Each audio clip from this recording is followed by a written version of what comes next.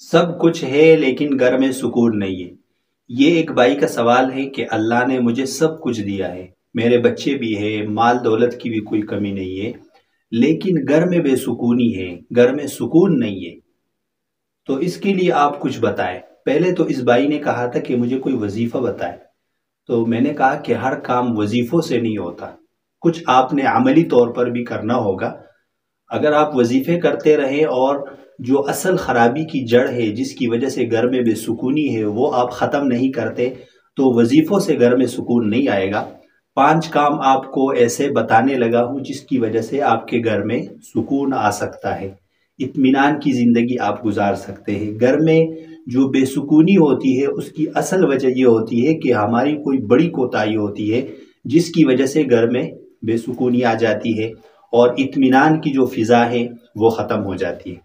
گھر میں سکون کے لیے آپ ان 5 باتوں پر عمل کریں، انشاءاللہ آپ کے گھر میں سکون آئے گا۔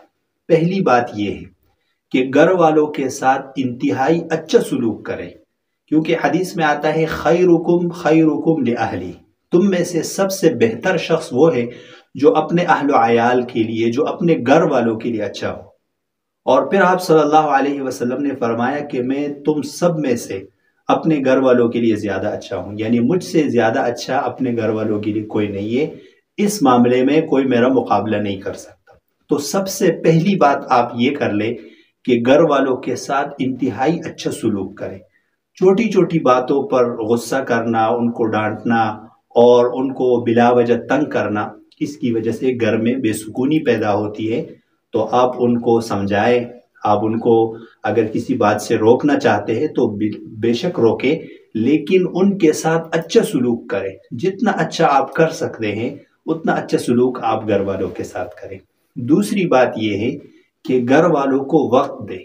1 گھنٹہ گھر والوں کو ایسا دیں جس میں آپ کوئی اور کام نہ کریں، بس وہ آپ اپنے گھر والوں کے ساتھ گزاریں۔ اپنی بیوی کو سنیں، بچوں کو سنیں، گھر والوں کو سنیں کہ وہ کیا کہتے ہیں۔ وہ آپ سے کچھ مطالبہ کرنا چاہتے ہیں، آپ کو کچھ سنانا چاہتے ہیں، ان سے کارگزاری سنیں کہ آج آپ نے کیا کیا ہے، آج آپ کا دن کیسا گزرا ہے، آپ کو کوئی مسئلہ تو نہیں ہے، کوئی پریشانی تو نہیں ہے۔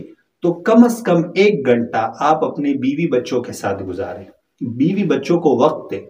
جب تک آپ وقت نہیں دیں گے تو سب سے جو قیمتی چیز ہے جب آپ کسی کو دیتے ہیں تو وہ وقت ہے۔ آپ وقت دیں، بچوں کے ساتھ وقت گزاریں اور ان سے پوچھیں کہ آپ کو کوئی پریشانی تو نہیں ہے، آپ کو کوئی مسئلہ تو نہیں ہے۔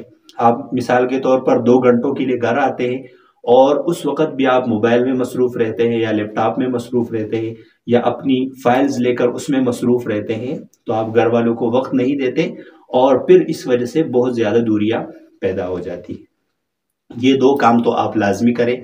تیسری بات کہ خود اور اپنے تمام گھر والوں کو اس بات کا پابند بنائیں کہ وہ قرآن کریم کی تلاوت کریں۔ روزانہ قرآن کریم کی تلاوت جس گھر میں ہوگی تو اس میں برکتیں آئے گی، وہاں سے لڑائی جھگڑے ختم ہوں گے۔ اور چوتھی بات کہ خود کو اور اپنے تمام گھر والوں کو نماز کا پابند بنائیں کہ کسی کا ایک نماز بھی نہ چھوٹے، تو آپ گھر والوں کو اور خود اپنے آپ کو نماز کا پابند بنائیں۔ 5ویں بات، اپنے گھر سے، خود سے اور اپنے بچوں سے جو گناہ ہیں ان کو ختم کرنے کی کوشش کریں۔ مثال کے طور پر آپ خود کسی گناہ میں مبتلا ہے تو اس گناہ کو ترک کر دیں۔ اگر آپ دیکھتے ہیں کہ آپ کے بیوی بچے کسی گناہ میں مبتلا ہیں تو ان کو سمجھائیں، ان کو پیار محبت سے سمجھائیں اور گناہوں کو گھر سے مکمل ختم کریں۔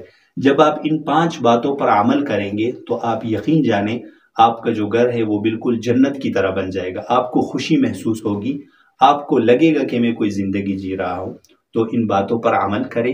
ہر چیز کے لیے آپ وظیفہ تلاش نہ کریں کہ گھر میں تو آپ کے اخلاق بہت برے ہیں اور آپ وظیفے پڑھ رہے کہ میرے گھر کے حالات ٹھیک ہو جائے، تو اس طرح ٹھیک نہیں ہوں گے۔ آپ ان 5 باتوں پر عمل کریں، انشاءاللہ گھر میں سکون، راحت، اطمینان والی زندگی ہوگی۔